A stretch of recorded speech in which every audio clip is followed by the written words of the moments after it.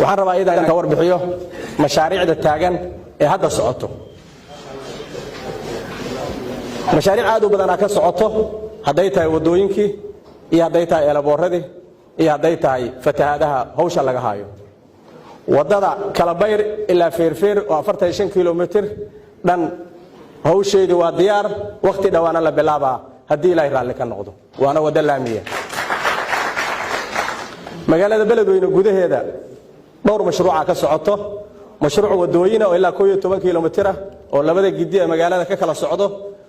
asagana waa diyaar hadii ilaahay raalli ka noqdo wax umada ku faraxdaana ka soo bixi doono waana la sii wadi doonaa hawshaas hadii ilaahay yiraahdo waxa hawl aad u balaaran asagana ka socota eelaboorka beledweyne oo dayactira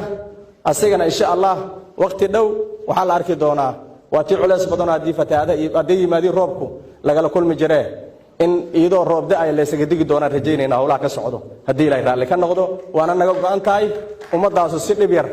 inay adeegeeda ku qabsato hadii ilaahay raalli ka noqdo wadada isku xirto Jowhar airportka ila magaalada Jowhar idana waa diyaar waqti dhow la bilaabaa hadii ilaahay raalli ka noqdo wadada Sabuun ee Jowhar ka baxda ilaa Sabuun idana waa diyaar waqti dhow idana hawsheeda la bilaabaa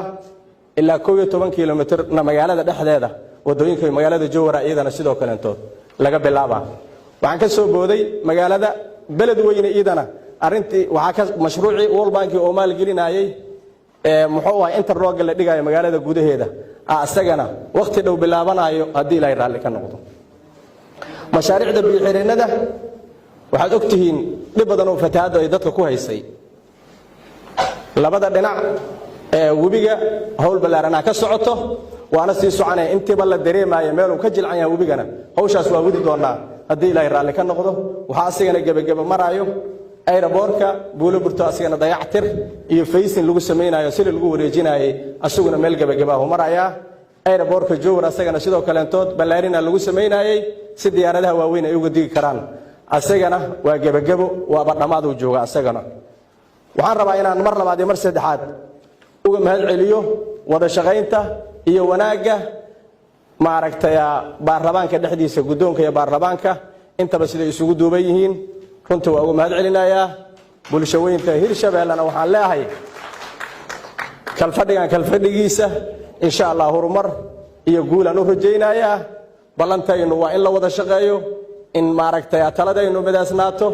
ummadana wax deeqo waa cadaalad iyo amni labadaba inaan ka shaqeeyno iyo horumarkeeda aad iyo aad ku mahadsantihiin kalfadhigi labaad ee baarlamaankana sidaas ayuu noogu furan yahay guuleysta salaamu calaykum wa rahmatullaahi wa barakaatuh sugo yare